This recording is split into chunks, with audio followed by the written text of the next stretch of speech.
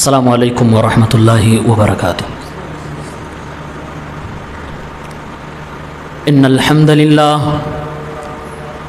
نحمده ونستعینه ونستغفره ونعوذ باللہ من شرور انفسنا ومن سیئات اعمالنا من يهده الله فلا مضل له ومن يضلل فلا هادي له واشهد ان لا اله الا الله وحده لا شريك له واشهد ان محمدا عبده ورسوله يا ايها الذين امنوا اتقوا الله حق تقاته ولا تموتن الا وانتم مسلمون يا ايها الناس اتقوا ربكم الذي خلقكم من نفس واحده وخلق منها زوجها وبث منهما رجالا كثيرا ونساء واتقوا الله الذي تساءلون به والارحام ان الله كان عليكم رقيبا يا ايها الذين امنوا اتقوا الله وقولوا قولا سديدا يصلح لكم اعمالكم ويغفر لكم ذنوبكم ومن يطع الله ورسوله فقد فاز فوزا عظيما اما بعد فان خير الحديث كتاب الله وخير الهدي هدي محمد صلى الله عليه وسلم وشر الامور محدثاتها وكل محدثة بدعة وكل بدعة ضلالة وكل ضلالة في النار اعوذ بالله من الشيطان الرجيم بسم الله الرحمن الرحيم ومن يعش عن ذكر الرحمن نقيض له شيطانا فهو له قرين وإنهم ليصدونهم عن السبيل ويحسبون أنهم مهتدون۔ محترم سامعین کرام، عزیزان ملت اسلامیہ، پردہ نشین خواتین اسلام، پیارے بچوں، ہمارے نبی صلی اللہ علیہ وسلم جب نبی بن گئے، قرآن کی پہلی 5 آیتیں اتر گئیں، اس کے بعد ایک وقفے تک قرآن کا اترنا بند ہو گیا۔ اللہ کے نبی صلی اللہ علیہ وسلم پریشان ہونے لگے کہ وہ جو غار حرا میں میرے پاس آئے اب دوبارہ کیوں نہیں آ رہے ہیں۔ ایسے میں ایک دن اللہ کے نبی صلی اللہ علیہ وسلم پہاڑوں کے دامن میں چل رہے تھے کہ جبرائیل علیہ الصلوۃ والسلام نے آپ کو آواز دی۔ اللہ کے نبی صلی اللہ علیہ وسلم کئی بار آواز دینے کے بعد جب اپنی نظر آسمان کی طرف اٹھاتے ہیں، دیکھتے ہیں جبرائیل علیہ الصلوۃ والسلام آسمان کے دامن میں کرسی پر بیٹھے ہوئے اور اپنے 600 پروں کے ساتھ موجود ہیں۔ اللہ کے نبی پر قرآن کی دیگر آیات نازل ہوتی ہیں جس میں آپ کو حکم دیا جاتا ہے کہ اے نبی، آپ کو نبی بنا دیا گیا، اب آپ کی ذمہ داری ہے کہ آپ لوگوں کو بتائیں، سمجھائیں، چادر اوڑھ کر گھر میں بیٹھنے سے کام نہیں چلے گا۔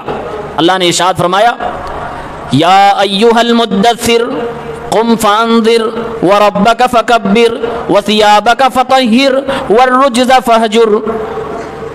اے کمبل کے اوڑھنے والے، کالی کملی والے، آپ کھڑے ہو جائیے اور لوگوں کو ڈرائیے، اپنے رب کی کبریائی کو بیان کیجئے، اپنے کپڑوں کو پاک کیجئے، اپنے عقیدے کو پاک کریے، اللہ رب العالمین کی تسبیح دنیا والوں کے سامنے بیان کیجئے۔ پھر اللہ نے قرآن کی دوسری آیت اتاری، وَأَنذِرْ عَشِيرَتَكَ الْأَقْرَبِينَ۔ اے میرے محبوب پیغمبر، لوگوں کو سمجھانے کا سلسلہ اپنے گھر والوں سے، اپنے رشتہ داروں سے، اپنے قریبیوں سے، اپنے خاندان اور قبیلے والوں سے شروع کیجئے۔ اللہ کے نبی پر قرآن کی ان آیتوں کا اترنا تھا کہ اللہ کے نبی کوہ صفا پہ کھڑے ہو گئے اور اپنی قوم کے لوگوں کو، ایک ایک خاندان کے، قبیلے کے لوگوں کو اللہ کے نبی نے آواز دینا شروع کر دیا۔ سب لوگ آئے، اللہ کے نبی نے اللہ کا میسج دیا، پیغام دیا، یا ایھا الناس قولوا لا الہ الا اللہ تفلحوا۔ اے لوگو، لا الہ الا اللہ کہہ دو، کامیاب ہو جاؤ گے۔ لا الہ الا اللہ کہہ دینے کا معنی ہرگز یہ نہیں تھا کہ تم اللہ رب العالمین کو خالق مان لو بس تم مسلمان ہو گئے، تم اللہ رب العالمین کو روزی دینے والا مان لو تم مسلمان ہو گئے، تم اللہ رب العالمین کو دنیا چلانے والا مان لو مسلمان ہو گئے۔ صرف اتنا ہی اس کا مقصد نہیں تھا، بلکہ اس کا سیدھا سادہ مطلب یہ تھا، اے مکہ کے لوگوں، اے میری خاندان و برادری کے لوگوں، ایک اللہ رب العالمین کے لیے سجدہ کرنا سیکھ جاؤ، سینکڑوں معبودوں کے سامنے سر جھکانا بند کرو، ایک اللہ کی عبادت کرنا شروع کر دو، دنیا والوں کے لیے نظر و نیاز ماننا بند کرو، ایک اللہ کے لیے نظر و نیاز کو کرو، پورا کرو، اللہ رب العالمین ہی کی عبادت کرو۔ اللہ کے نبی نے یہی پیغام دیا اور مکے کے لوگ مکر گئے، بلکہ چچا نے آپ کو گالی گلوچ دینا شروع کر دیا۔ مکہ کے مشرکین اس بات کو مانتے تھے، ان سے جب پوچھا جاتا اے ابو جہل تجھ کو کس نے پیدا کیا، تو وہ کہتا تھا اللہ نے پیدا کیا۔ اے مکہ کے مشرکوں تمہیں روزی دینے والا کون ہے، وہ کہتے تھے اللہ روزی دیتا ہے۔ یہ آسمانوں میں ستاروں کو چمکانے والا کون، سمندروں میں پانی کو بہانے والا کون، کائنات کا نظام چلانے والا کون؟ مکے کے مشرکین جواب میں کہا کرتے تھے اللہ دنیا کو چلانے والا، آسمانوں کو پیدا کرنے والا اللہ، زمین کو پیدا کرنے والا اللہ، ہمیں روزیاں دینے والا اللہ، یہ ساری کی ساری چیزیں مانتے تھے۔ لیکن جب عبادت کی باری آتی تھی، جب نماز کی باری آتی تھی، جب نظر و نیاز کی باری آتی تھی تو وہ غیر اللہ کے سامنے چلے جاتے تھے۔ جب دعا کی باری آتی تھی تو اللہ کو چھوڑ کر دوسرے لوگوں کے سے دعائیں کرنے لگتے تھے۔ اللہ کے نبی اسی چیز سے روکنے کے لیے آواز دیتے ہیں قولوا لا الہ الا اللہ، اے لوگوں جیسے تم اللہ کو پیدا کرنے والا مان رہے ہو اسی طریقے سے ساری عبادتیں صرف اللہ کے لیے کرو، تفلحوا کامیاب ہو جاؤ گے۔ اللہ نے قرآن میں کہا ہے آج دنیا کے لوگ اللہ سے غافل ہو گئے، آج لوگوں میں دینداری نہیں ہے، آج لوگ دین کو جانتے بھی نہیں، دین کو سیکھنا بھی نہیں چاہتے۔ اللہ فرما رہا ہے یا ایھا الانسان ما غرک بربک الکریم، اے انسان تجھے تیرے رب سے، وہ رب جو بڑا کریم ہے، بڑا رحیم ہے، جو تیری لاکھ نادانیوں کے بعد تیری روزی روٹی کو بند نہیں کرتا، تیرے لیے پانی کو نہیں روکتا ہے، وہ اللہ رب العالمین تیرے ساتھ تو بڑا رحیم و کریم ہے، اور تو اپنے اللہ سے بھاگا ہوا ہے۔ فرمایا اللہ نے ما غرک، تجھے کس چیز نے دھوکے میں ڈال رکھا ہے، الذی خلقک فسواک فعدلک، اس اللہ سے بھاگ رہے ہو جس اللہ نے تمہیں پیدا فرمایا ہے، اس اللہ سے دوری اختیار کر بیٹھے ہو جس اللہ نے تمہارے جسم کے سارے اعضاء کو برابر سرابر بنایا ہے، جس اللہ نے تمہیں خوبصورت بنایا، جس اللہ نے تمہارے ہاتھ پاؤں کو سلامت رکھا۔ لقد خلقنا الانسان فی احسن تقویم، ہم نے تو انسان کو بڑا خوبصورت بنایا ہے۔ اللہ فرماتا ہے الم نجعل له عینین، اے میرے بندے آج تجھے بھاری پڑ رہا ہے میرے لیے نماز پڑھنا، آج تجھے میری باتوں پہ عمل کرنا بڑا شاق گزر رہا ہے، بڑا مشکل تجھے ہوتا ہے۔ اللہ فرما رہا ہے اے میرے بندے الم نجعل له عینین، کیا میں نے تیری دونوں آنکھوں کو نہیں بنایا، کیا میں نے تیرے ہونٹ نہیں بنائے، کیا میں نے تیرے منہ نہیں بنائے، جسم کے ایک ایک عضو کو میں نے ہی بنایا، پھر بھی مجھ سے تجھے بھاگنے کے لیے کون سی دلیل مل گئی؟ قرآن میں اللہ فرماتا ہے فَلْيَنظُرِ الْإِنسَانُ إِلَىٰ طَعَامِهِ، اے انسانوں تمہیں اللہ کا احسان یاد نہیں، تمہیں اللہ رب العالمین کی کبریائی یاد نہیں، تمہیں اللہ کی مہربانیاں یاد نہیں، تم بہت دور تک نہیں دیکھ پا رہے ہو۔ اللہ نے فرمایا اپنے کھانے ہی کو دیکھ لو، فَلْيَنظُرِ الْإِنسَانُ إِلَىٰ طَعَامِهِ، انسان اگر اپنے کھانے کو دیکھ لے، أَنَّا صَبَبْنَا الْمَاءَ صَبًّا، اس کے کھانے کا بندوبست جب ہم کرتے ہیں تو کیسے کرتے ہیں؟ فرمایا آسمان سے ہم بارش برساتے ہیں، ثم شققنا الارض شقا، پھر بارش ہو جانے کے بعد کسان لوگ کھیت میں لے جا کر بیج ڈالتے ہیں۔ اللہ فرماتا ہے کسان بیج ڈالنے کے بعد اپنے گھر کے آ کر سو گیا، اپنے گھر پہ آرام سے آ کر آرام کرنے لگا، ہم نے اس کی روزی روٹی کے انتظام کے لیے زمین کو پھاڑ دیا، ثم شققنا الارض شقا، ہم نے زمین کو پھاڑا اور کسان کے ڈالے گئے بیج سے اناج کو اگایا، فانبتنا فیہا حبا، دانے اس میں اگا دیے گئے اور ایک ایک دانے میں سینکڑوں دانے ہونے لگے، 600-700 گنا زیادہ پیداوار ہونے لگی۔ وَعِنَبًا وَقَضْبًا، کہیں انگور کی کھیتی ہو رہی ہے، کہیں اناج و گلے جات پیدا ہو رہے ہیں، اور کہیں کھجور کی کھیتی ہو رہی ہے، اور اللہ فرما رہا ہے اسی بارش کے ذریعے سے اے میرے بندو انسانوں تمہارے بھی کھانے کا انتظام کر رہا ہوں، تمہارے جانوروں کے بھی کھانے کا انتظام کر رہا ہوں، متاعا لکم ولانعامکم، تمہارے لیے بھی سامان ان کھیتوں کے ذریعے سے مل رہا ہے، تمہارے جانوروں کے لیے بھی مل رہا ہے۔ فَإِذَا جَاءَتِ الصَّاخَّةُ، لیکن جب قیامت کا دن آ جائے گا، دنیا میں تم اللہ کی نافرمانی بار بار کرتے رہو گے تو پھر وہ دن بڑا بھیانک ہوگا, کوئی کسی کے کام نہ آئے گا. اللہ نے فرمایا یوم یفر المرء من اخیہ, ایک انسان اپنے ہی بھائی سے بھاگنے لگے گا, وامہ وابی, اپنی ماں سے بھاگنے لگے گا, اپنے باپ سے بھاگنے لگے گا, انسان اپنی بیوی سے, اپنے آل اولاد سے بھاگنے لگے گا. لکل امرئ منہم یومئذ شأن یغنی, بھاگنے کی وجہ یہ ہوگی کہ ہر انسان اپنے اپنے میں پریشان ہوگا, ہر کسی کو اپنا حساب دینا ہوگا. اللہ رب العالمین ہمیں اور آپ کو آسمان کی بارش سے لے کر اناج کی پیداوار سے لے کر پھر آخرت کا سفر کرا رہا ہے, آخرت کا یاد دلا رہا ہے, تاکہ ہم اور آپ دنیا میں آخرت کی تیاری کر لیں, اللہ کی بات مان لیں, اس کے رسول کے بتائے ہوئے طریقے پہ چل لیں. آج ہماری زندگی میں دین کی کوئی خاص اہمیت نہیں ہوتی ہے, جبکہ اللہ رب العالمین کہتا ہے بغیر دین کے انسان زندہ ہے لیکن وہ مردہ ہے. آج ہم سب زندہ ہیں, مسلمان بھی اپنے آپ کو کہتے ہیں, لیکن قرآن میں اللہ نے فرمایا ہے جو دیندار نہیں, یعنی جو اسلام والا مسلمان نہیں, وہ مردہ ہے. اومن کان میتا فاحییناہ, کیا وہ مردہ نہیں تھے پھر ہم نے ان کو زندہ کر دیا. یعنی جو لوگ اسلام پہ نہیں, قرآن کہتا کہ وہ زمین پہ چل تو رہے ہیں, سانسیں تو لے رہے ہیں, اپنے قدم سے زمین کو بوجھل تو بنا رہے ہیں, لیکن وہ حقیقت میں مردہ ہیں, وہ زندہ لاش ہیں, چل رہے ہیں. فاحییناہ, جو اسلام کی تعلیمات کو اپنے سینوں میں, اپنے دل و دماغ میں جگہ دینے لگے, اللہ فرماتا ہم اسے زندہ کر دیتے ہیں. وجعلنا لہ نورا یمشی بہ فی الناس, اور پھر ہمیں قرآن و سنت کی ایسی تعلیم اللہ دے دیتا ہے. فرمایا کہ اس تعلیم کی ذریعے سے, اس کی نور میں, اس کی روشنی میں انسان لوگوں میں چل کے جاتا ہے. جس کے پاس قرآن اور سنت کی, اللہ اس کے رسول کی باتوں کا علم ہے, اس کے پاس ایک نور ہے اور وہ زندہ ہے. اور جس کے پاس دینداری نہیں, اسلام نہیں, وہ حقیقت میں مردہ ہے. اللہ نے کہا کمن مثلہ فی الظلمات لیس بخارج منہا, جس کے پاس دینداری نہیں ہے, جس کے پاس اسلام کی تعلیمات نہیں, جس کے پاس ایمان نہیں, اللہ فرما رہا وہ تاریکیوں میں ہے, وہ اندھیروں میں ہے, وہ بند کمرے کے اندر پیک ہے. لیس بخارج منہا, جب تک وہ علم نہیں حاصل کرے گا, جب تک وہ قرآن کو نہیں پڑھے گا, جب تک وہ نبی کے فرمان کو نہیں پڑھے گا, لیس بخارج منہا, اس تاریکی سے نہیں نکل سکتا, اس گمراہی سے نہیں نکل سکتا. آج ہماری زندگی بددینی میں گزر رہی ہے. آج دنیا کے سب سے بہترین اور پہلے دین والوں کو سمجھانا پڑ رہا ہے کہ آپ دیندار بن جاؤ, آپ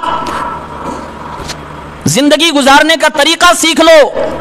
دین کہتے ہی ہیں زندگی گزارنے کے طریقے کو جان لینے کو اور اس پر عمل کرنے کو.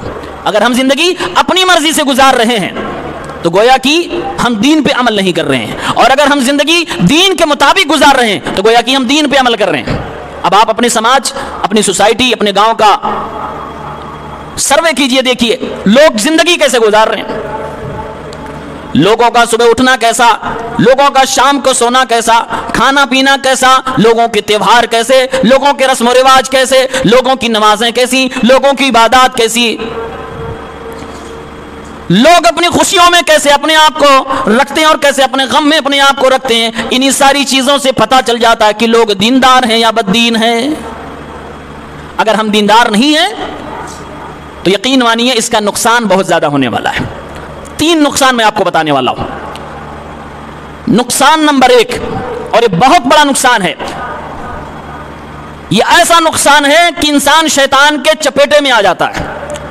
سورۃ الزخرف کی آیت نمبر 36, 37, 38 میں اللہ نے فرمایا وَمَن يَعْشُ عَن ذِكْرِ الرَّحْمَنِ نُقَيِّضْ لَهُ شَيْطَانًا, جو لوگ اللہ کے ذکر سے غافل ہو جاتے ہیں, جو لوگ اللہ کی تعلیمات سے دور ہو جاتے ہیں اور اندھے بن جاتے ہیں, اعراض کرنے لگتے ہیں, اس سے دور بھاگنے لگتے ہیں, ہم ایسے انسانوں کے اوپر شیطان کو مسلط کر دیتے ہیں. فَهُوَ لَهُ قَرِينٌ, اب وہ شیطان ہمیشہ کے لیے اس کا دوست بن جاتا, کبھی اس سے جدا نہیں ہوتا ہے. وَإِنَّهُمْ لَيَصُدُّونَهُمْ عَنِ السَّبِيلِ, جو لوگ دین سے دور بھاگے ہوئے, اللہ اس کے رسول کی تعلیمات سے دور ہوتے ہیں, ان کو مسجدوں سے کوئی مطلب نہیں, ان کو قرآن سے کوئی مطلب نہیں, ان کو اللہ کے نبی صلی اللہ علیہ وسلم کی حدیثوں سے کوئی مطلب نہیں, ان کو نبی پاک کی زندگی سے کوئی مطلب نہیں ہوتا ہے. اللہ فرما رہا ایسے لوگوں کے لیے شیطان کو میں ان کا دوست بنا دیتا ہوں, اور شیطان ہمیشہ ان کو میرے راستے سے دور کرتا ہے, الگ کرتا ہے. شیطان ان کو ہمیشہ نیکی کے راستے سے دور کرتا رہتا ہے. وَيَحْسَبُونَ أَنَّهُمْ مُهْتَدُونَ, اور ایسے لوگ ہمیشہ یہ سوچنے لگتے ہیں ہم ہی ہدایت یافتہ ہیں، ہم ہی صراط مستقیم پر ہیں، ہم ہی صحیح سنی مسلمان ہیں، ہم ہی اصلی مسلمان ہیں، باقی سب کے سب لوگ گمراہ ہیں۔ ابن کثیر رحمہ اللہ اس کی تفسیر میں لکھتے ہیں جن لوگوں کی زندگی میں قرآن نہ ہو اور جن کی باتوں میں قرآن کی آیتیں نہ ہو، نبی کریم صلی اللہ علیہ وسلم کا فرمان نہ ہو، نبی کی حدیثیں نہ ہو، یعنی اسلام کے جو صحیح اصول و ضوابط ہیں، قرآن و سنت اور صحابہ کا منہج، جن کی گفتگو، جن کی زندگی، جن کے دین میں یہ چیزیں نہ ہو، ایسے لوگوں میں دو بیماریاں ہوتی ہیں۔ ایک یہ اپنے بارے میں سوچنے لگتے ہیں کہ میں جو کر رہا ہوں وہی صحیح ہے اور ہم ہی صحیح العقیدہ اہل سنت الجماع ہے، ہم ہی اصلی مسلمان ہیں، یہ ان کی بڑی بیماری ہوتی ہے۔ اور یہ بیماری اس لیے آتی ہے کہ شیطان ان کو ایسا سمجھاتا ہے۔ ابن کثیر رحمہ اللہ فرماتے ہیں دوسری بڑی بیماری یہ ہوتی ہے کہ ہر ایرے غیرے نتو خیرے کو جو دین بتانے کے نام پر ان کے گھر پہ آ جائے، ان کو سمجھانے لگے، سمجھنے لگتے ہیں کہ یہ جناب صحیح کہہ رہے ہیں اور انہی کی بات صحیح ہے، کسی طرح کی کوئی تحقیق نہیں، کوئی جانچ نہیں، کوئی پڑتال نہیں، کوئی سوال و جواب نہیں، یا تو اپنے آپ کو حق پہ سمجھ رہے ہیں یا بتانے والے کو سمجھ رہے ہیں۔ یہ دونوں قسم کی برائیاں اس وقت پیدا ہوتی ہیں جب انسان کے اوپر شیطان مسلط ہو جائے، اور اس کی نشانی ہے کہ ان کی باتوں میں اللہ کے نبی صلی اللہ علیہ وسلم کی حدیثیں نہیں ہوں گی، ان کی باتوں میں قرآن کی آیتیں نہیں ہوں گی، ان کی باتوں میں، ان کے طریقوں میں، ان کی دلیلوں میں صحابہ کرام کا منہج نہیں ہوگا، صحابہ کا عمل نہیں ہوگا۔ ایسے لوگ شیطان کے شکاری بن چکے ہیں۔ اللہ کہتا ہے قرآن میں جب ایسے لوگ اللہ کے ہاں کل قیامت کے دن جب جائیں گے، اللہ کے سامنے کھڑے ہوں گے، اللہ حساب لینے لگے گا کہ تم تو دنیا میں کہتے تھے ہم ہی صحیح العقیدہ مسلمان ہیں، تم اپنے آپ کو اوریجنل مانتے تھے، کسی کی سنتے نہیں تھے، تم تو گمراہ تھے، تمہارا ٹھکانہ تو جہنم بننے والا ہے۔ اللہ فرماتا ہے حتی اذا جاءنا، جب یہ کل قیامت کے دن میرے پاس آئیں گے، قال یا لیتا بینی و بینک بعد المشرقین، سامنے والے دشمن سے، سامنے والے شیطان سے جو دنیا میں ان کا دوست بنا ہوا تھا، اس سے کہیں گے کاش کی تو مجھ سے ملا ہی نہ ہوتا، کاش کی مجھ میں اور تیرے درمیان جیسے مشرق و مغرب کے درمیان دوری ہوتی ہے ایسے دوری ہوتی، یعنی تو مجھ سے کوسوں دور رہا ہوتا، تجھ سے میری کوئی ملاقات نہ ہوئی ہوتی، کاش کی تو میرے پاس آیا ہی نہ ہوتا، تو آج یہ دن نہ دیکھنا پڑتا کہ ہم اللہ کی نگاہ میں گمراہ ٹھہرتے۔ اللہ آواز دے گا اب پچھتانے سے کچھ ہونے والا نہیں ہے، کل دنیا میں جو کچھ تم نے کیا شیطان کے ساتھ مل کر کیا ہے، تم دونوں عذاب میں شریک ہو، گناہ میں شریک ہو، آج عذاب بھی تم دونوں کو ایک ساتھ دیا جائے گا۔ ابن قیم رحمہ اللہ فرماتے ہیں اے لوگو یقین کر لو اس بات پر، دنیا میں جو بھی اللہ کی عبادت سے دور بھاگتا ہے، اللہ اس کے رسول کی باتوں کو ماننا نہیں چاہتا ہے، اس کو قصے کہانیاں چاہیے، اس کو لوگوں کی واہ واہی چاہیے، اس کو لوگوں کی روایات چاہیے، اس کو زندگی جینے کے لیے اور دین کا طریقہ سیکھنے کے لیے ادھر ادھر کی باتیں چاہیے۔ ابن قیم رحمہ اللہ فرماتے ہیں جو بھی دنیا میں اللہ رب العالمین کی عبادت سے بھاگے گا، اللہ کی اطاعت سے بھاگے گا، اللہ کی فرما برداری سے بھاگے گا، اللہ رب العالمین عذاب کے طور پر اس بندے کو کسی بندے کا غلام بنا دے گا، اس بندے کو کسی بندے کا خدمت گزار بنا دے گا، اس بندے کو کسی بندے کا پرستار بنا دے گا۔ اور آپ دیکھیے آج جو لوگ بھی اللہ کے در سے بھاگے ہوئے ہیں وہ در در کی ٹھوکریں کھا رہے ہیں، کبھی یہاں جانا ہوتا ہے، کبھی وہاں جانا ہوتا ہے، کبھی یہاں جانا ہوتا ہے۔ اللہ فرماتا ہے ما غرک بربک الکریم، میرے بندو تم مجھ سے بھاگ کیوں رہے ہو؟ کلا بل ران علی قلوبہم ما کانوا یکسبون، آج لوگوں کے بددین ہونے کی وجہ کیا ہے؟ لوگوں کے دلوں پر گناہ کرتے کرتے زنگ لگ چکا ہے، اب ان کو اللہ اس کے رسول کی باتیں کچھ بھی اثر نہیں کرتی ہیں۔ آج تو انسان اتنا زیادہ خود غرض ہو گیا ہے، جب اس کے اوپر مصیبت آئے گی تب وہ اللہ رب العالمین کو یاد کرنے لگے گا، اور جیسے ہی خوشی آئے گی اللہ کو بھول جائے گا۔ اللہ نے فرمایا فَأَمَّا الْإِنسَانَ إِذَا مَا ابْتَلَاهُ رَبُّهُ فَأَكْرَمَهُ وَنَعَمَهُ فَيَقُولُ رَبِّي أَكْرَمَنِ، یہ انسان تو اتنا زیادہ خود غرض ہے، جب اللہ اس پر نعمتوں کی برکھا کر رہا ہوتا ہے تو یہ کہتا اللہ نے مجھے بڑی عزت عطا فرمائی۔ وَأَمَّا إِذَا مَا ابْتَلَاهُ فَقَدَرَ عَلَيْهِ رِزْقَهُ، اور جب اللہ رب العالمین اس کو روزیاں کم کرنا شروع کر دیتا ہے، آزمائشوں میں مبتلا کرنا شروع کر دیتا ہے، تب انسان کہتا اللہ نے مجھے تو ذلیل کر دیا، اللہ نے مجھے رسوا کر دیا۔ یہ انسان ایسا بن گیا ہے، اور یہ پرانے زمانے کی برائی ہے جو آج ہمارے سماج میں بھی پائی جاتی ہے۔ آپ دیکھیے مسلمانوں کو جب بہت زیادہ خوش ہو جائیں گے. عام طور سے خوشی کس موقع پہ ہوتی ہے؟ شادی کے موقع پہ, بچوں کی ولادت کے موقع پہ یہ خوشی کا ماحول ہوتا ہے. مسلمان اب زیادہ جب خوش ہونے لگتا ہے تو بدمعاشی کرنے لگتا ہے. گھر میں بچے کی ولادت ہو گئی, ایک خوشی کا ماحول ہے, اللہ رب العالمین نے اولاد میں اضافہ فرمایا. اب مسلمان یہاں بدمعاشی یہ کرے گا کہ عقیقہ نہیں کرے گا لیکن چھٹی ضرور کرے گا. جس چھٹی کا اسلام میں کوئی تعلق نہیں, اسلام سے اس کا کوئی واسطہ نہیں, وہ چھٹی کرے گا, اس میں ساری رسم و رواج کرے گا, لوگوں کو دعوتیں دے گا, مٹھائیاں کھلائے گا, اور اس کے بعد جب بچے کا ختنہ کرے گا اس میں بھی کھانے کھلائے گا, اس میں بھی دعوتیں دے گا, مٹھائیاں کھلائے گا, سارا جشن منائے گا. لیکن جو سنت ہے خوشی منانے کے لیے یعنی عقیقہ کرنا, 7ویں دن اگر بچہ ہے تو دو جانور ذبح کرنا, اور اگر بچی ہے تو ایک ذبح کرنا, مسلمان آج خوشی میں بدمعاشی کر رہا ہے. اس سنت کو چھوڑ کر 6ویں دن وہ بدعت کر رہا ہے, وہ گناہ کر رہا ہے, رسم و رواج کر رہا ہے, اور پھر جب بچے کا ختنہ کرے گا پھر سے رسم و رواج کرے گا. اس کے لیے اس کے پاس پیسے ہیں لیکن عقیقے کے لیے پیسے نہیں. شادی دیکھیے, شادی بھی خوشی کا ماحول ہے. شادیوں میں ڈی جے بجانے لگا, مسلمان بدمعاشی کرنے لگا. شادیوں میں لڑکیوں کو نچانے لگا. گھر کی عورتیں دولہے کو ہلدی لگا رہی ہیں اور وہ عورتیں لگا رہی ہیں جو نامحرم ہیں, اور پھر گانے بھی گائے جا رہے ہیں. منع کرنے پر صاف جواب دیا جاتا ہے. آج ہی تو خوشی کا ماحول, آج نہیں تو کب, بار بار گھر میں خوشی تو نہیں آتی.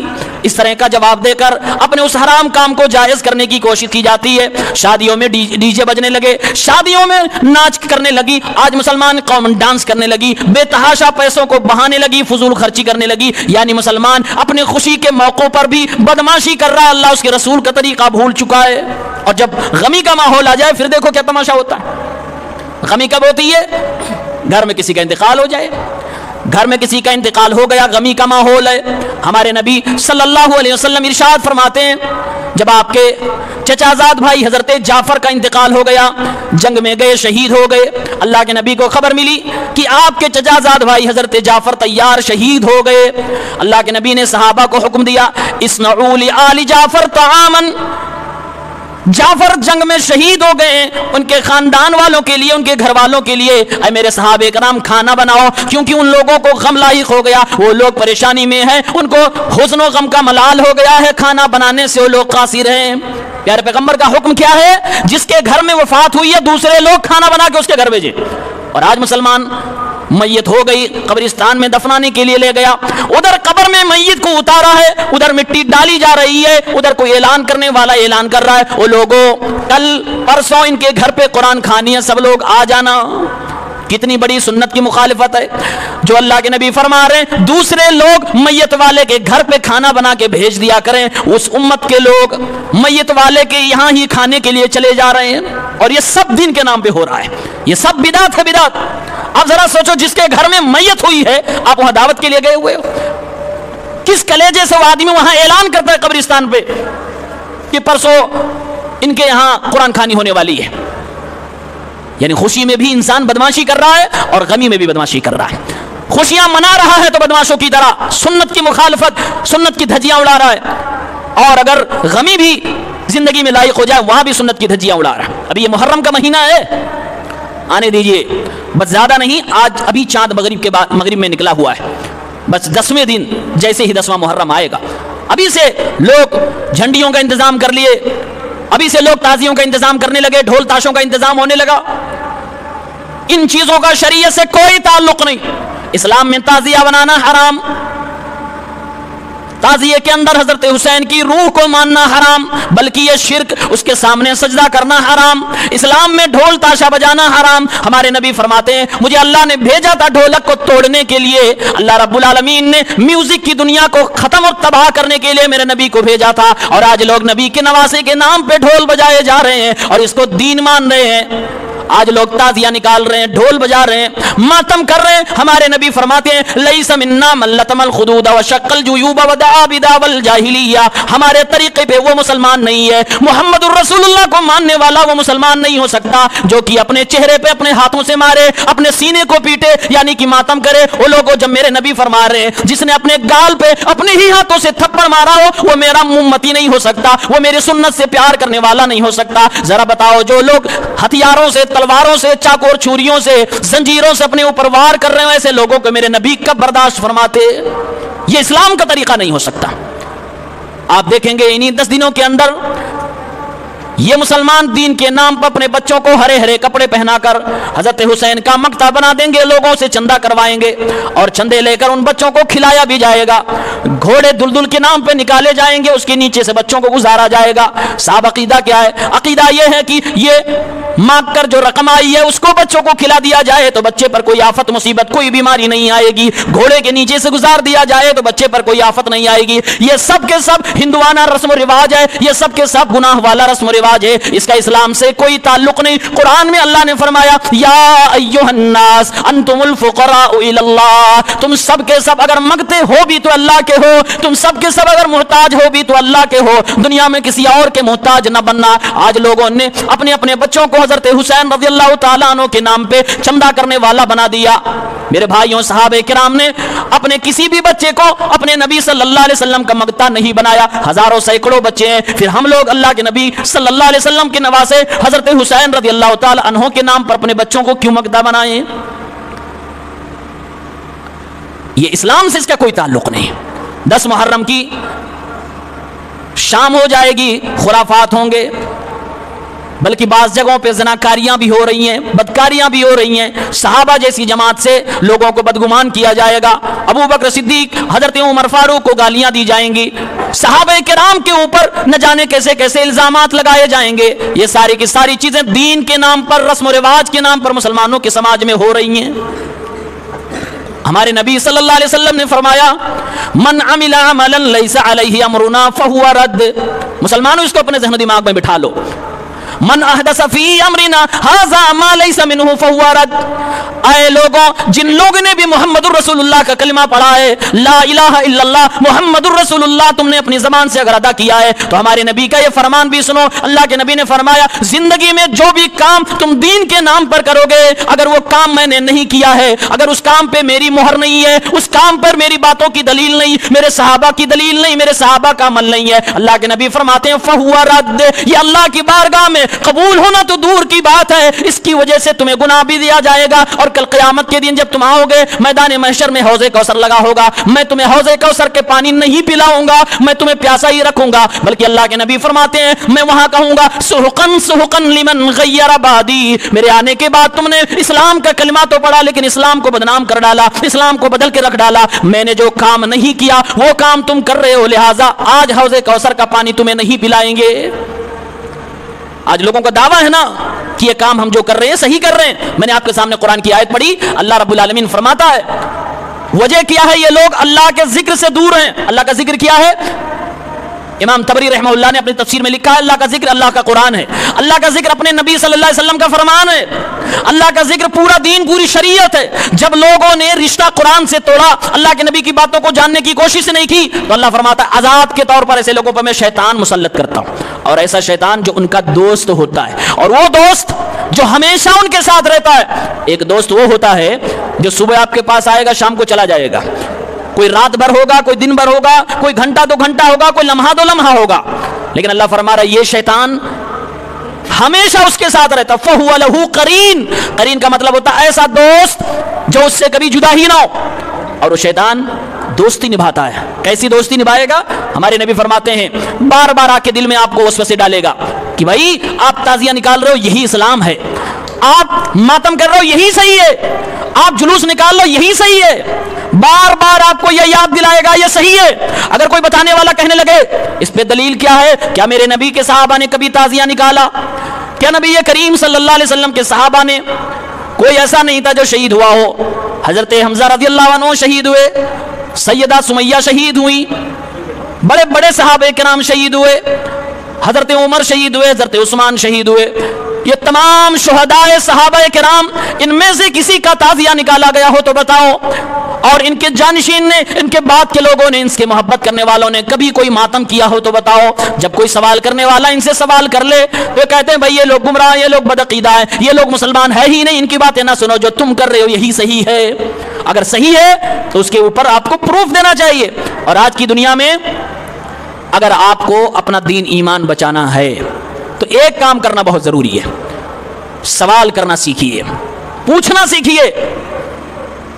کوئی بھی آپ کو بتانے والا ہو پوچھئے کہ آپ نے کہا یہ چیز کرنا ہے، اس کے پیچھے ثبوت کیا ہے؟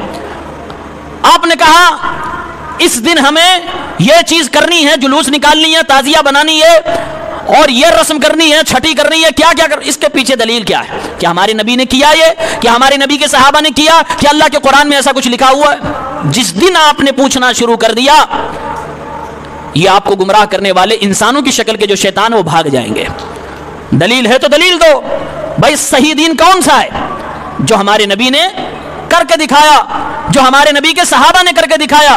قرآن کریم کی زمین پر اگر کوئی تفسیر ہے تو صحابہ کی زندگی ہے، ہمارے نبی کی زندگی ہے، دین وہاں سے ہمیں سیکھنا ہوگا۔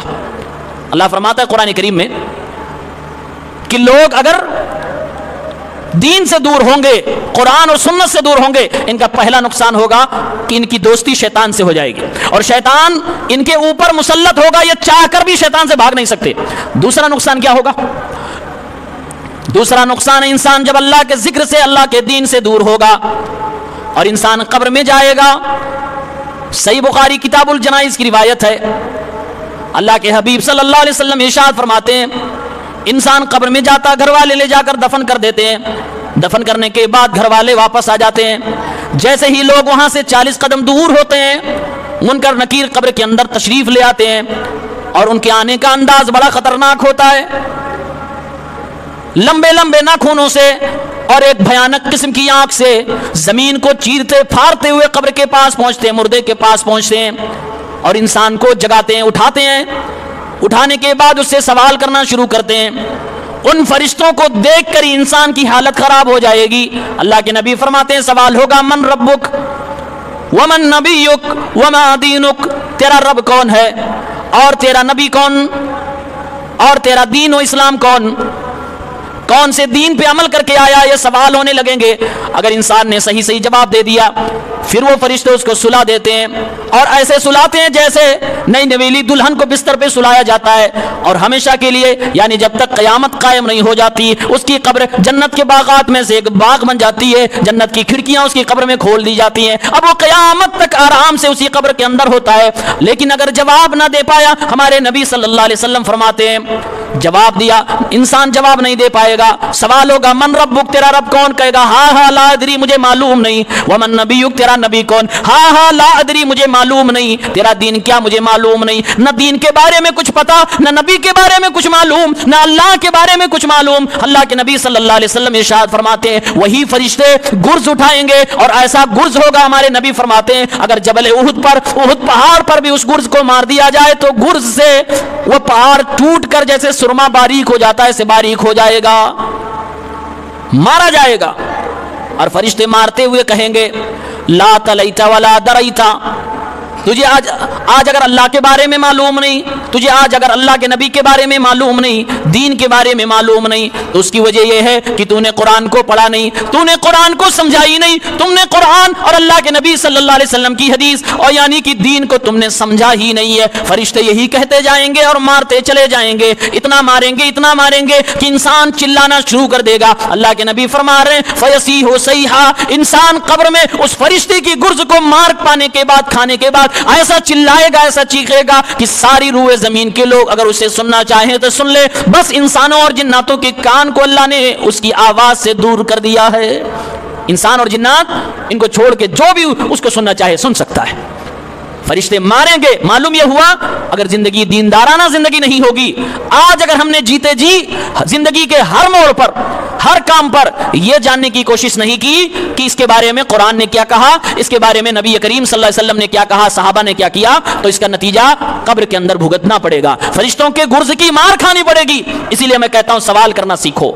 کچھ بھی آپ سے کہا جائے کہ آپ کو یہ دین کا کام کرنا ہے، یہ فلاں مہینہ آ گیا، فلاں موسم آ گیا، اب یہ محرم کا مہینہ، اس میں جو بھی آپ سے کرنے کے لیے کہا جائے یا بتایا گیا ہے، اللہ کے واسطے ہر ایک پہ سوال کرنا شروع کر دیجئے، اور سوال کے جواب میں آپ صرف اتنا دماغ لگائیے کہ انہوں نے قرآن سے کوئی بات بتائی، انہوں نے نبی کریم صلی اللہ علیہ وسلم کے فرمان سے، حدیثوں سے کوئی بات بتائی، صحابہ کے عمل سے کوئی بات بتائی کہ نہیں بتائی، ورنہ انسان آپ کو بیوقوف بھی بنا سکتا ہے، ادھر ادھر کی بات کہہ کر آپ کو جواب کے نام پر گمراہ بھی کر سکتا ہے۔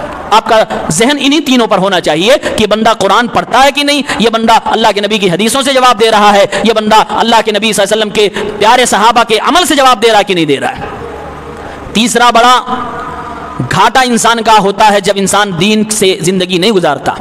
مرنے کے بعد قبر، قبر کے بعد پھر میدان محشر، قیامت آ گئی. ہمارے نبی صلی اللہ علیہ وسلم فرما رہے ہیں کل قیامت کے دن اللہ تعالیٰ جب حساب لینا شروع کر دے گا، کچھ ایسے لوگ ہوں گے جن کو اللہ اندھا بنا دے گا. وَمَنْ أَعْرَضَ عَنْ ذِكْرِي فَإِنَّ لَهُ مَعِيشَةً ضَنْكًا.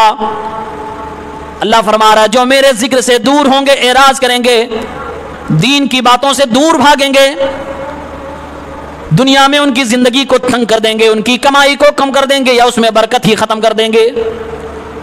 وَنَحْشُرُهُ يَوْمَ الْقِيَامَةِ أَعْمَى. اور کل قیامت کے دن ایسے انسان کو ہم اندھا بنا کر اٹھائیں گے. جب انسان اندھا بنا کر اٹھایا جائے گا، اللہ سے سوال کرے گا اے میرے مولا، دنیا میں تو میں اچھا بھلا دیکھنے والا تھا، میری آنکھیں بھی کام کرتی تھی، تو نے مجھے آج اندھا بنا کر کیوں اٹھا لیا؟ مجھے دکھائی کیوں نہیں کچھ دے رہا ہے؟ اللہ میرے ساتھ ظلم تو کر رہا ہے. پیارے پیغمبر اللہ رب العالمین فرماتا ہے جواب دیا جائے گا كَذَلِكَ أَتَتْكَ آيَاتُنَا فَنَسِيتَهَا وَكَذَلِكَ الْيَوْمَ تُنْسَى. آج تمہیں اندھا اس لیے بنایا گیا کہ دنیا میں جب تم زندہ تھے تمہارے گھر کی الماریوں میں قرآن رکھا ہوا تھا، مارکیٹ میں ترجمہ والا قرآن بھی ملتا تھا، مارکیٹ میں صحیح مستند علماء بھی تھے جن کو عربی آتی تھی، سمجھانے والے عالم بھی تمہارے گاؤں میں آئے تھے، تمہیں بتانے والے بھی آئے، تمہارے پاس کتابیں بھی موجود تھی، میری آیتیں بھی تم تک پہنچی تھی، میرے نبی کا فرمان بھی تم تک پہنچا تھا، ہمارے نبی کی زندگی بھی تمہارے پاس پہنچی تھی، صحابہ کرام کی زندگی بھی تمہارے پاس پہنچی تھی. تم نے ان سب سے اپنی آنکھیں بند کر لی اور ان سب کو نہ سیکھا نہ عمل کیا، یعنی کہ تم نے ان سب چیزوں کو اپنے سے درکنار کر دیا، بھول گئے. آج بھی تم کو بھلا دیا جائے گا. آج تم جتنا چاہو رو لو، آج جتنا چاہو تم فریاد کر لو، آج تمہاری کچھ نہ سنی جائے گی. وَكَذَلِكَ الْيَوْمَ تُنْسَى. آج تمہیں بھلا دیا جائے گا. اگر دیندارانہ زندگی نہیں، آپ سوچئے کتنا گھاٹا ہے. زندگی میں شیطان مسلط، قبر کے اندر گرز فرشتہ مارنے والا، اور مرنے کے بعد انسان کی آنکھوں کی بینائی چھین لی جائے گی، انسان بھٹکتا رہے گا، کوئی سنوائی نہیں ہونے والی ہے. اس لیے مسلمانوں زندگی میں ہی دین کے اوپر عمل کرنے کی کوشش کرو، اور دین پہ عمل اسی وقت آپ کر سکتے ہیں جب آپ کو دین کے بارے میں علم ہوگا، دین کے بارے میں جانکاری ہوگی. اور وہ جانکاری و علم کہاں سے ملے گا؟ قرآن سے، ہمارے نبی صلی اللہ علیہ وسلم کے فرمان سے، حدیثوں سے، صحابہ کرام کی اعمال سے، ان کی زندگیوں سے ملے گا.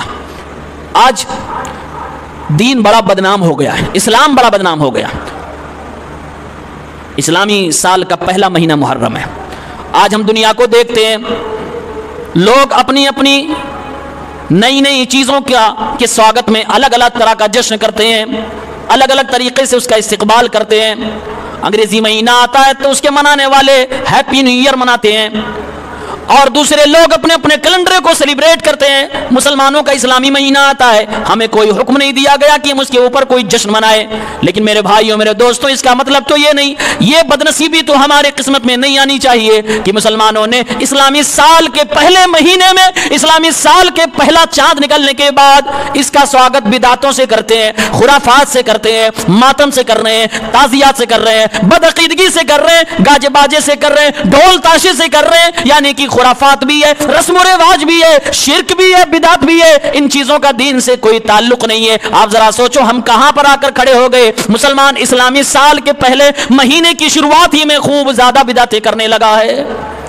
دوسرے لوگ اسلام کے جن جن چیزوں کا مذاق بناتے ہیں انہی میں سے یہ بھی ہے جو محرم کے مہینے میں خرافات ہوتی ہے. وہ تو یہ بھی کہتے ہیں ان مسلمانوں کا جو تعزیہ نکالتے ہیں ان کا کوئی حق نہیں بنتا ہے کہ درگا پوجا کے موقع پر مورتی کے خلاف بولیں اور کہیں کہ ہمارا دین الگ ہے، ان کا دین الگ ہے. میرے بھائیوں، سیم وہی چیز ہے. کوئی یہ نہ کہے یہ حضرت حسین کی شبیہ ہے اور وہ ایک مورتی ایک دیوی دیوتا کی شبیہ ہے. میرے بھائیوں، ہم یہ نہیں کہتے کہ یہ کس کی شبیہ ہے، ہم یہ کہتے ہیں تو وہ شبیہ، وہ اس کی پوجا کر رہے ہیں. آپ بانس پھٹیوں کی پوجا کر رہے ہیں، کاغذ کے بنے ہوئے پرکچوں کی پوجا کر رہے ہیں، اس کے سامنے آپ سجدہ کر رہے ہیں، اس کے سامنے آپ نمازیں پڑھ رہے ہیں، اس کے سامنے نہ جانے کیا کیا کر رہے ہیں، اس سے دعائیں کر رہے ہیں. اگر وہ برے ہیں تو آپ بھی برے ہیں، اگر آپ صحیح ہیں تو وہ بھی صحیح ہے آپ کے اس عمل کے مطابق. وہ ہنستے ہیں ہماری ان حرکتوں پر کہ یہ مسلمان ہے. مسلمان وہی کام کر رہا ہے جو وہ لوگ کر رہے ہیں. اس لیے مسلمانوں ان سب چیزوں کو چھوڑ دو. یقیناً دین بڑی قیمتی چیز ہے. ہمارے نبی صلی اللہ علیہ وسلم نے اس دین کے لیے بڑی قربانیاں دی ہیں. اس کی اہمیت ہمیں نہیں معلوم. ہمارے نبی صلی اللہ علیہ وسلم نے جب اسلام کو پیش کیا مکے والوں پر، مشرکین و کافرین کی ایک جماعت اللہ کے نبی کے گھر پہ آ گئی اور آپ کے چچا ابو طالب سے کہنے لگی، ابو طالب تمہارا بھتیجا یہ محمد ہم لوگوں کو بہت ستا رہا ہے، ہمارے معبودوں کے خلاف زبان چلا رہا ہے، اس سے پوچھو اگر یہ کہے تو اس کو مکے کا سردار بنا دیں گے، اس کو کرسی عطا فرما دیں گے، حکومت دے دیں گے۔ اس سے پوچھو اگر یہ کہے مکے کی سب سے خوبصورت عورت سے اس کا نکاح بھی کروا دیں گے، شادی بھی کروا دیں گے۔ اپنے بھتیجے سے پوچھو اگر اسے مال و دولت کی لالچ ہے تو اس کے قدموں میں ہیرے جواہرات سونا چاندی کا انبار لگا دیں گے، اور اگر ان سب چیزوں کی سے کوئی ضرورت نہیں ہے، یعنی کہ یہ نفسیاتی بیماری کا شکار ہے، یہ بیمار ہو گیا، اس کا دماغ چل بیٹھا ہے، یہ پاگل ہو گیا ہے، تو ہم سب مل کر اپنے پیسے سے اپنے دولت سے اس کا علاج بھی کرا دیں گے، لیکن یہ ہمارے معبودوں کے خلاف بولنا چھوڑ دے، یہ توحید کی دعوت دینا چھوڑ دے۔ ہمارے نبی صلی اللہ علیہ وسلم کے کانوں میں جب یہ آواز پہنچی، آپ کے چچا ابو طالب نے کہا، اے ہمارے بھتیجے میں تو کمزور ہو گیا ہوں، یہ مکے کے لوگ آ کر مجھ سے ایسا ایسا کہہ کر گئے ہیں۔ ہمارے نبی نے اپنی آنکھوں میں آنسو لیتے ہوئے ارشاد فرمایا، اگر یہ لوگ میرے داہنے ہاتھ میں سورج رکھ دیں اور بائیں ہاتھ میں لا کر چاند رکھ دیں، یعنی زمین و آسمان کے سارے خزانوں کو لا کر میرے قدموں میں ڈال دیں، تب بھی میں اللہ کی توحید کے ساتھ کوئی سمجھوتا نہ کروں گا، میں اللہ کی توحید پر عمل کرتا رہوں گا اور اس کی دعوت دنیا کو دیتا رہوں گا۔ وہ لوگوں یہی وہ دعوت ہے جو آج مسلمانوں نے چھوڑ دیا، مسلمانوں نے توحید کو اپنانا چھوڑ دیا، اپنی زندگی میں طرح طرح سال بھر میں نہ جانے کتنے طریقے سے شرک کر رہے ہیں، نہ جانے کتنے طریقے سے اپنے نبی صلی اللہ علیہ وسلم کی مخالفت کر کے اللہ کو ناراض کر رہے ہیں۔ جو بھی ہم بدعت کرتے ہیں، رسم و رواج کرتے ہیں، یا تو اللہ کے نبی کے مشن کے خلاف وہ عمل ہوتا ہے، اللہ ناراض ہوتا ہے، یا تو ہمارے نبی کو تکلیف ہوتی ہے۔ اور اگر آپ نے اپنے نبی کو تکلیف دی، آپ سوچئے آپ کا حشر کیا ہوگا۔ قرآن میں اللہ نے سورہ نساء میں فرمایا، وَمَن يُشَاقِقِ الرَّسُولَ مِن بَعْدِ مَا تَبَيَّنَ لَهُ الْهُدَى وَيَتَّبِعْ غَيْرَ سَبِيلِ الْمُؤْمِنِينَ نُوَلِّهِ مَا تَوَلَّى وَنُصْلِهِ جَهَنَّمَ وَسَاءَتْ مَصِيرًا۔ جو ہمارے رسول صلی اللہ علیہ وسلم کی مخالفت کرے گا، جو ہمارے نبی کو درد دے گا، ہمارے نبی کو تکلیف دے گا، اور مسلمانوں کے راستے کے چھوڑ کر، صحابہ کے طریقے کو چھوڑ کر دوسرے طریقوں پر چل کر اپنے آپ کو دیندار ہونے کا دعویٰ کرے گا، اللہ فرما رہا ایسے لوگوں کو ہم ان کی برائی کے راستے پہ چلا دیں گے اور وہ راستہ ان کو جہنم تک لے جائے گا، ان کو ہم جہنم میں بھی ڈال دیں گے۔ وساءت مصیرا، جہنم کوئی اچھی جگہ نہیں، بڑی بری جگہ ہے۔ مسلمانوں، جب ہم بدعت کرتے ہیں، جب ہم اللہ کے رسول کی مخالفت کر رہے ہوتے ہیں، جب ہم وہ رسم و رواج اپنی زندگی میں لا کر اس پر جشن منا رہے ہوتے ہیں، اور ہم جب جلوس نکال رہے ہوتے ہیں، خرافات کر رہے ہوتے ہیں، ہمارے نبی صلی اللہ علیہ وسلم کی مخالفت ہو رہی ہوتی ہے، اور یہ مخالفت بڑی مہنگی پڑے گی۔ اللہ کے نبی حوض کوثر سے دھتکار کے بگائیں گے، اور اگر یہ رسم و رواج شرک کی شکل میں، تو کل قیامت کے دن نبی کی شفاعت سے بھی ہم محروم ہو جائیں گے۔ ہمارے نبی نے اپنی زندگی میں آخری موقع پہ فرمایا تھا، ترکت فیکم امرین لن تضلوا ما تمسکتم بہما کتاب اللہ و سنت رسولہ۔ اے میری امت کے لوگوں، قیامت تک آنے والے مسلمانوں سنو، تمہارے لیے میں نے ہدایت کے لیے صرف دو ہی چیزیں چھوڑی ہیں، ایک اللہ رب العالمین کا کلام قرآن مجید، اور اللہ کے نبی صلی اللہ علیہ وسلم کی سنت، یعنی اپنی سنتوں کو چھوڑا ہے، اپنی حدیثوں کو چھوڑا ہے۔ قرآن کہتا ہے فَإِنْ آمَنُوا بِمِثْلِ مَا آمَنْتُمْ بِهِ فَقَدِ اهْتَدَوْا۔ اگر دنیا کے لوگ قرآن کے ساتھ، اللہ کے نبی کی حدیثوں کے ساتھ صحابہ کے منہج کو اپنا لیں، صحابہ کی طرح زندگی گزارنے لگے، یہ لوگ ہدایت یافتہ ہو جائیں گے، کامیاب ہو جائیں گے۔ اللہ رب العالمین ایسے لوگوں کو کل قیامت کے دن جنت میں جگہ عطا فرمائے گا۔ کامیابی کی ضمانت بس قرآن اور اللہ کے نبی صلی اللہ علیہ وسلم کی احادیث صحیحہ اور صحابہ کرام کا منہج، صحابہ کا طریقہ، انہی تینوں میں ہم اور آپ کامیاب ہیں۔ ہمارا اسلام اسی میں سرکشت ہے، اس کے باہر ہم گئے تو ہمارا اسلام خطرے میں آ جائے گا۔ میرے بھائیوں، میرے دوستوں، میری ماں اور بہنوں، یہ بڑا قیمتی دین ہے جو ہم تک پہنچا ہے، اور اس کے پیچھے بہت لوگوں کی جانیں گئی ہیں، بڑی قربانیاں دی ہیں صحابہ نے، نبی نے اور ہمارے اسلاف نے۔ اس کو یوں ہی ضائع نہ کریے، اس کو برباد نہ کریے، اور اپنی عاقبت کو سنوارنے کی کوشش کریے، صحیح اور خالص دین پر چلنے کی کوشش کیجیے، رسم و رواج سے، شرک سے، بدعت سے دور ہوئیے۔ اور میرا میسج جو یہ ہے کہ ہر عمل پر آپ سوال کرنا کوشش شروع کر دیجیے، انشاءاللہ تمام بدعتی لوگ آپ سے دور بھاگیں گے، اور یا تو وہ پڑھ کے آئیں گے یا تو آپ کے گھر پہ آنا چھوڑ دیں گے۔ بس سوال کرنا آپ شروع کر دیجئے، آپ کو علم ہونے لگے گا، اور آپ کو بڑا آسان ہو جائے گا فیصلہ کرنا کہ کون گمراہ ہے اور کون گمراہی پھیلا رہا ہے، اور کون آپ کو سچی بات بتلا رہا ہے، اور کون آپ کو اللہ اس کے رسول کے قریب لا رہا ہے۔ اللہ تعالی ہم سب کو نیک عمل کرنے کی توفیق عنایت فرما۔ پروردگار ہم سب کے دین و ایمان کی حفاظت فرما دے۔ اللہ تعالی ہم سب کے اعمال کو درست فرما دے، ہماری جو نیکیاں اللہ کی راہ میں ہو، اللہ رب العالمین انہیں قبول فرمائے، آمین یا رب العالمین۔ وآخر دعوانا ان الحمد للہ رب العالمین۔ السلام علیکم ورحمۃ اللہ وبرکاتہ۔